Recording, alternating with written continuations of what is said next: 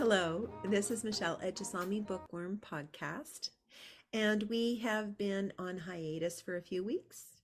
And now that we're back, we are delighted to introduce Steve Logan, who is a poet, a musician, and a man of wonderful ideas, which he shares. Welcome, Steve.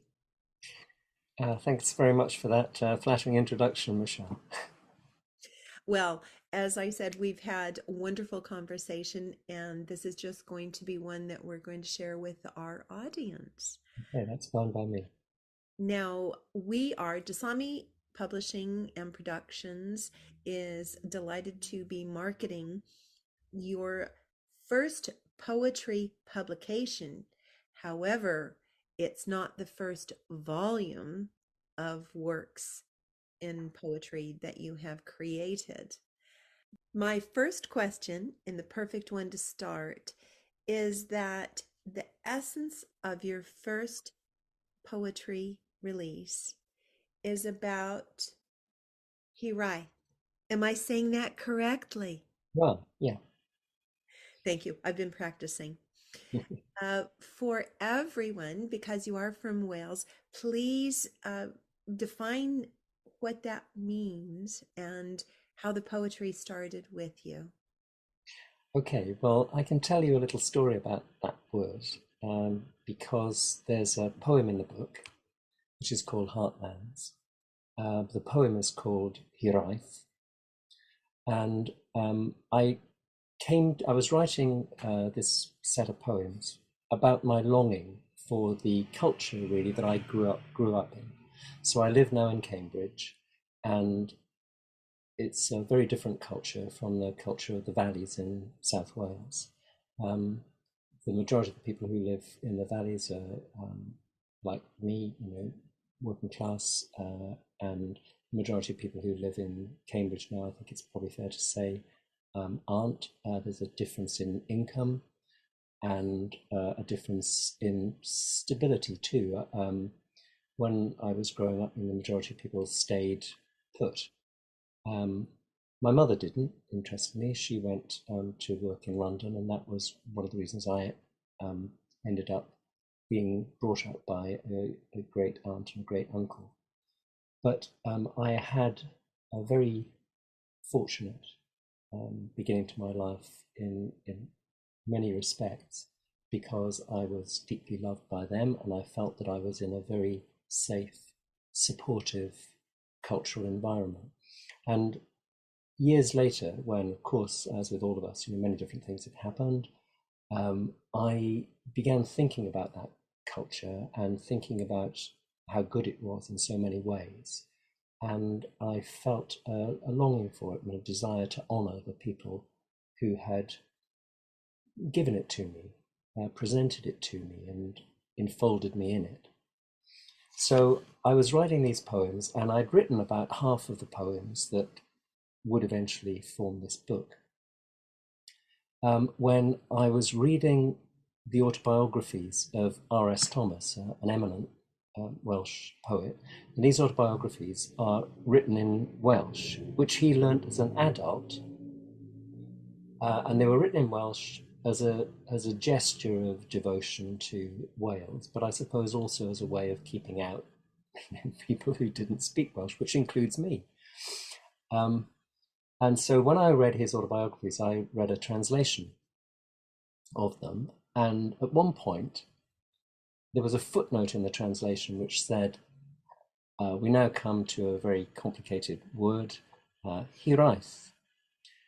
It's very difficult to translate, but its root meaning is longing. And that, I hope, is probably the one thing around which the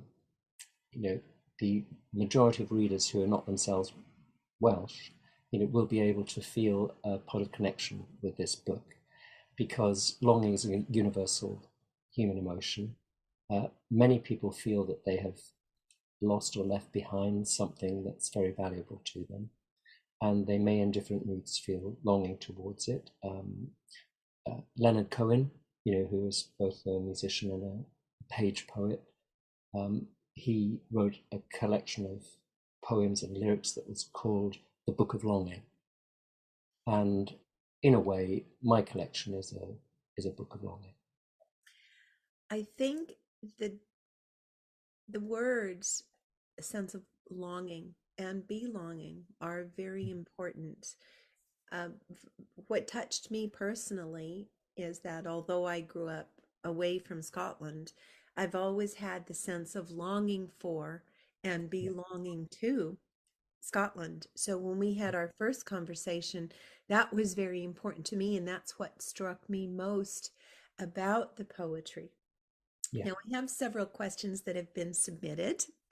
Uh, so I think the first one is your first poem that you wrote and the meaning behind it for you. Okay, you want to know the first poem in this collection that I wrote? Yes.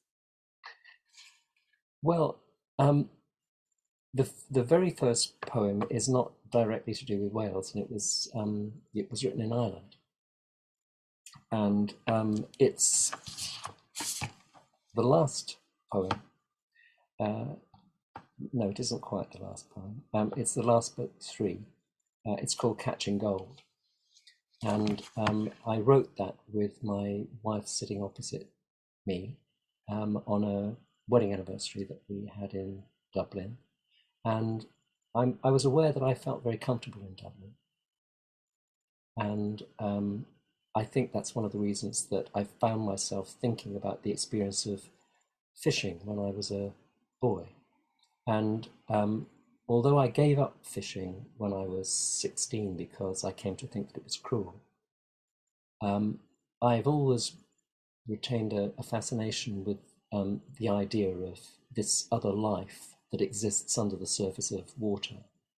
And I'm aware that under that water there are creatures which many people never see, freshwater fish, let's say, of astonishing beauty and complexity.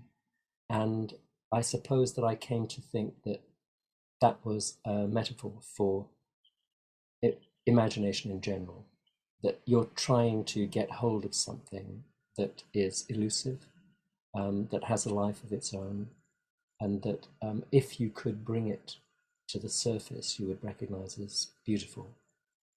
So that was the first poem that I wrote. There is one poem called Gifts that is quite near and dear Yeah. to your heart. Yeah. Please share that with us.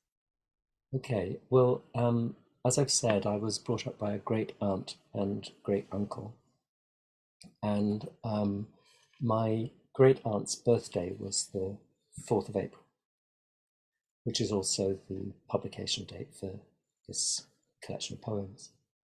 And as it happened, her funeral took place on the 4th of April too. And I was driving down to Wales from Cambridge for her funeral, and of course, feeling very miserable. And because of the time of year, what was going on around me was not really like that. It was spring. The trees were in blossom. There was a lot of bird song. And I just found myself thinking about that as her favorite time of year. And this being being a sad irony in a way that on her favorite time of year she was about to be buried. So I stopped the car when I was going through a village quite near to Cambridge called Baldock, and on the side of the road I drafted the poem called Gifts. And it was the poem is about the fact that my great aunt never wanted me to give her anything. And her commonest phrase when I'd be going there, and I'd either have been in Cambridge or in London or some other place, and as I left, shortly before I'd left, I'd say, "Is there anything you want me to bring?" And she'd always say, "Just bring yourself."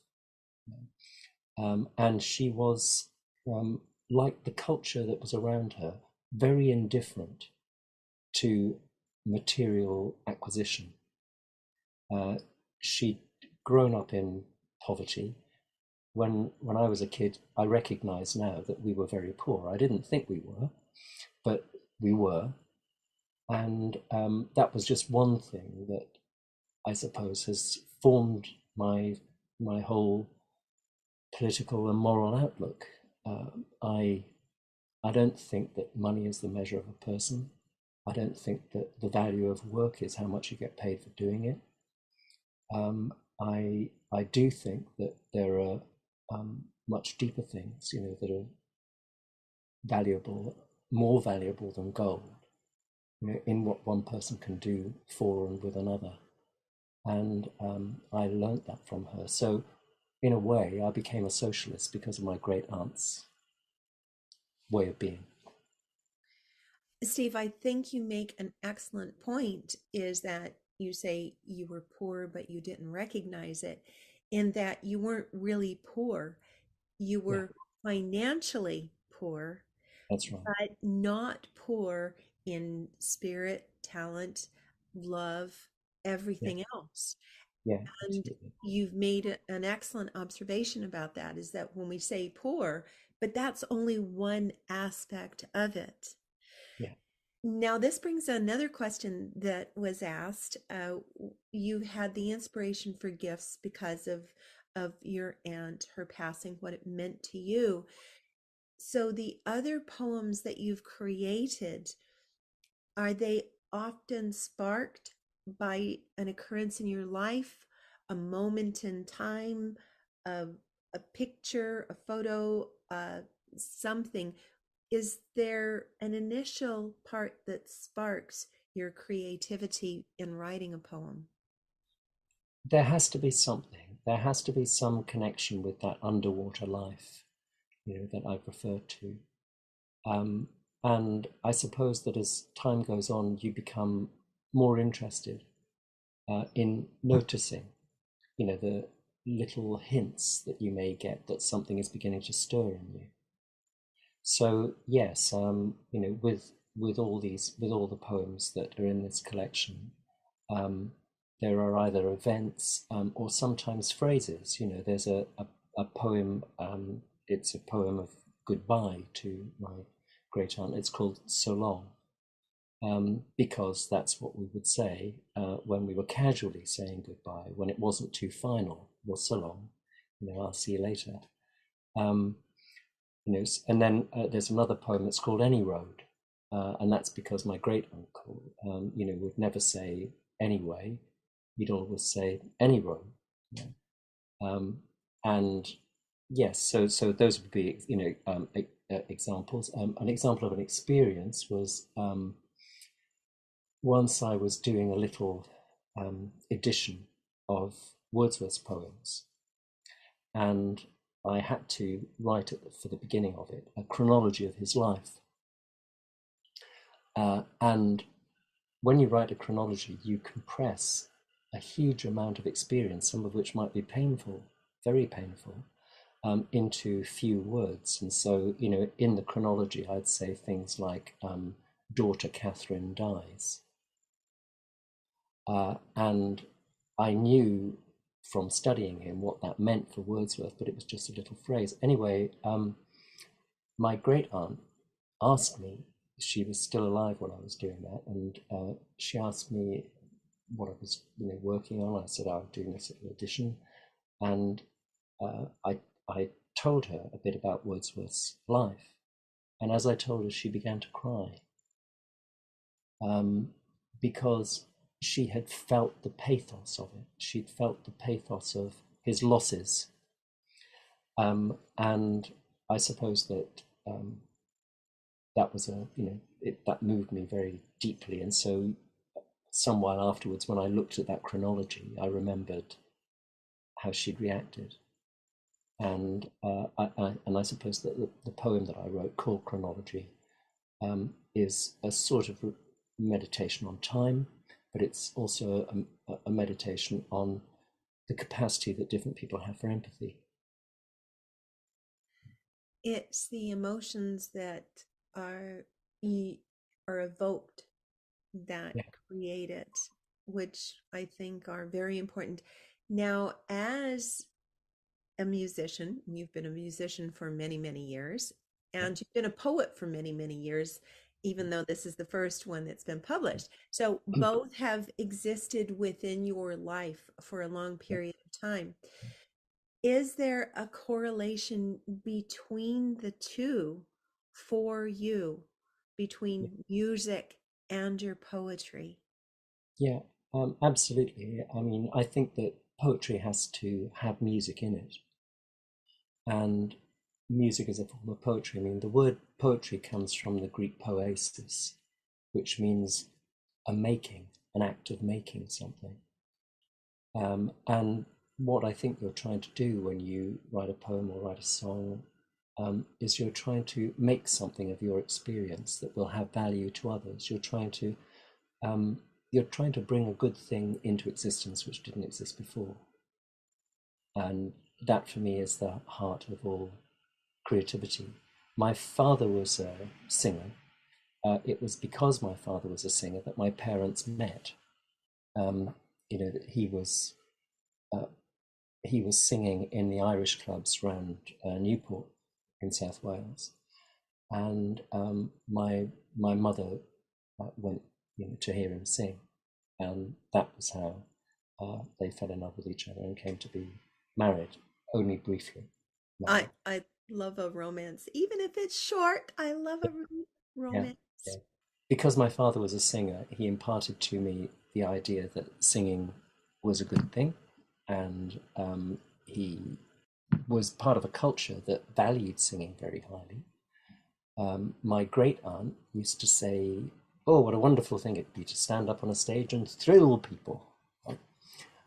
So I got the idea very early on that that particular form of creativity was good and it was welcomed by the people around me.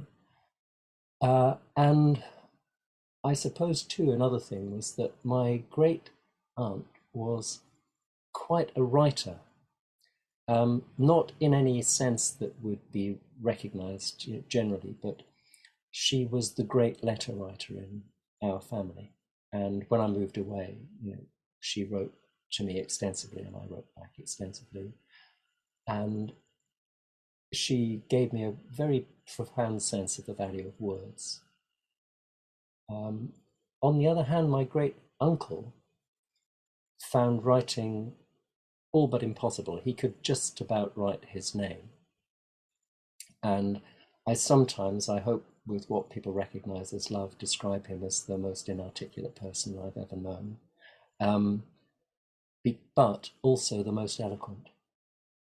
So he expressed himself in all sorts of ways that weren't words.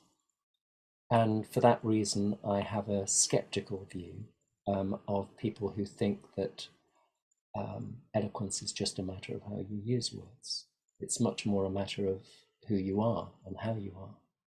So between the two of them, I think they gave me the idea that words are very important, but not all important.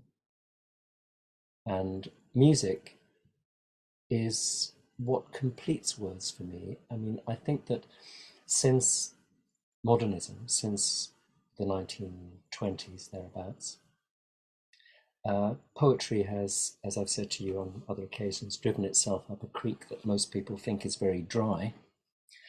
And they tend not to be very interested in it. But the same people know a lot of songs. And the lyrics in songs, if they're written by people with serious intention to express themselves fully, and if they know how to do that, the lyrics in songs are poems. So actually, that's the form in which poetry gets through in the culture. And when I hear people um, reading poems, like my friend Patrick Jones, he performs his poems sometimes with musical accompaniment, or he's been recorded doing that anyway. And it's a sort of recognition that these two things belong together, and when they are together, they often communicate much more easily than they do when they're separate.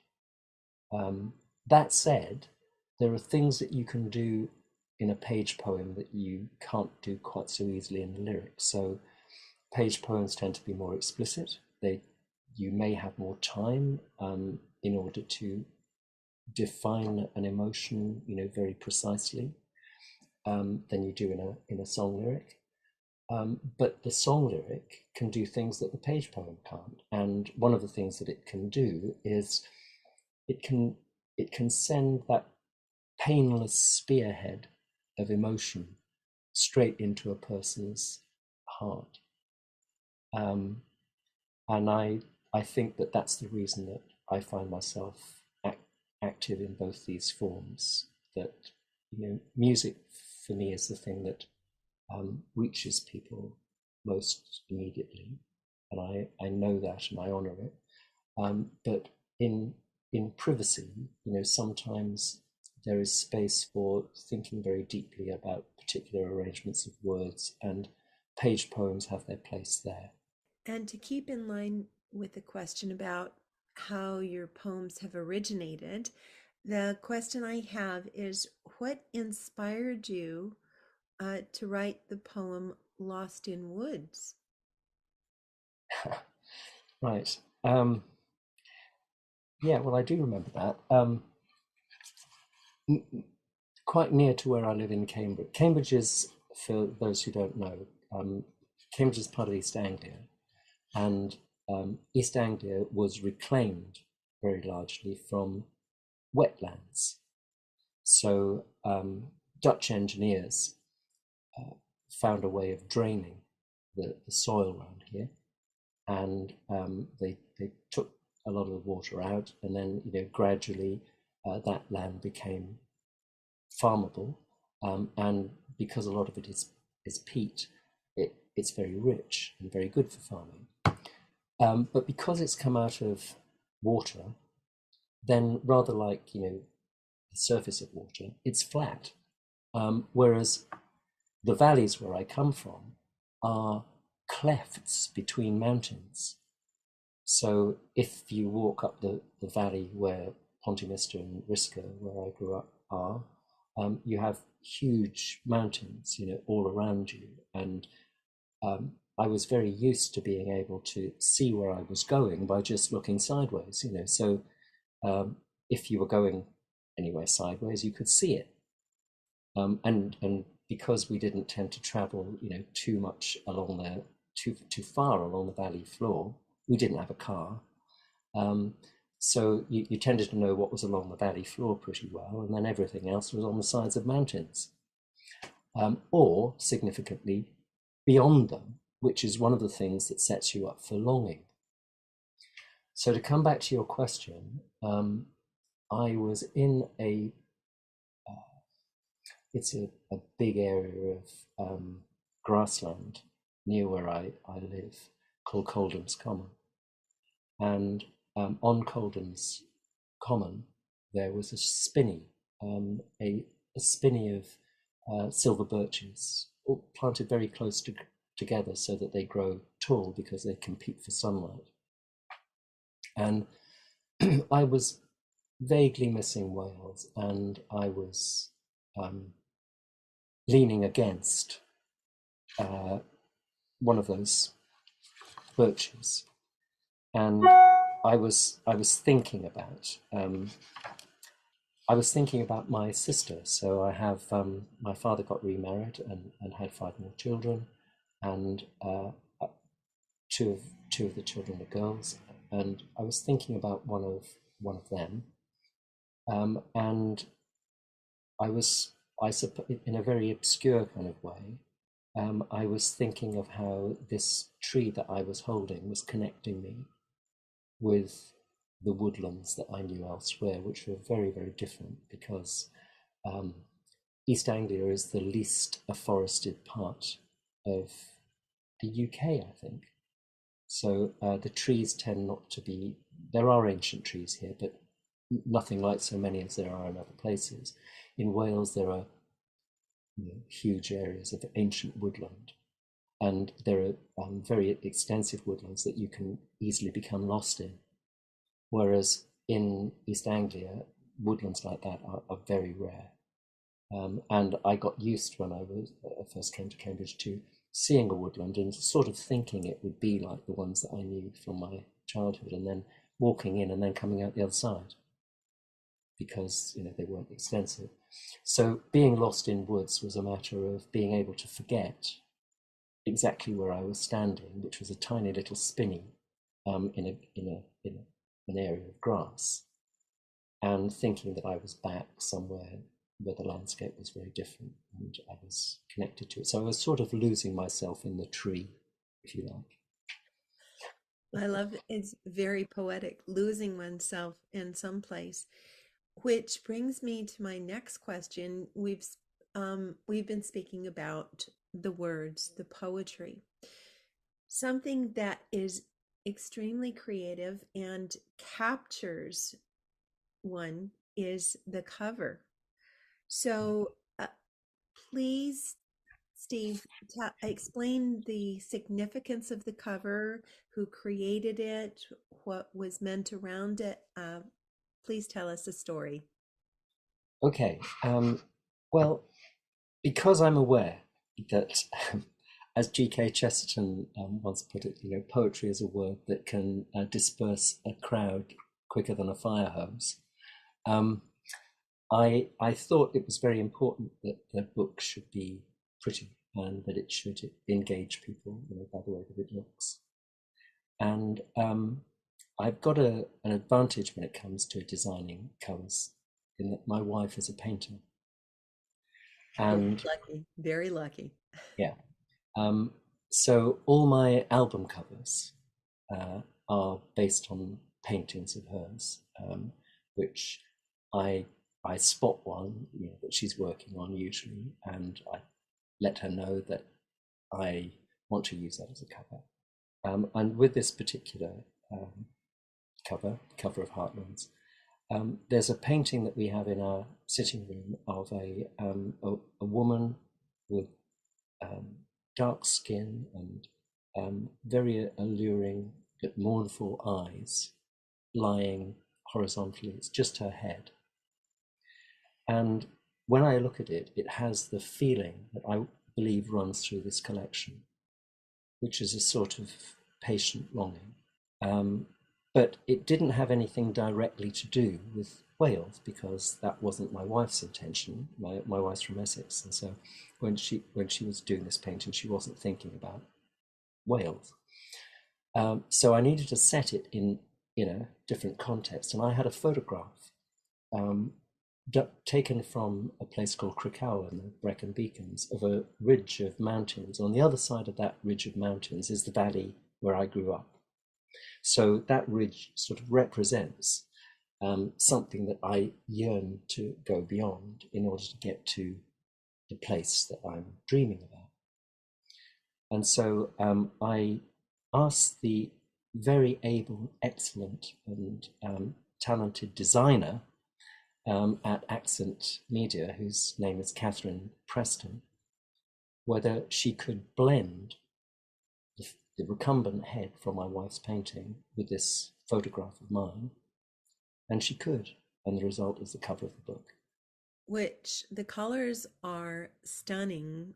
The design is beautiful, and you're drawn into it, which I think is wonderful, because being drawn into poetry and the language, when you first see the cover, you're drawn into it, and that can give so much meaning.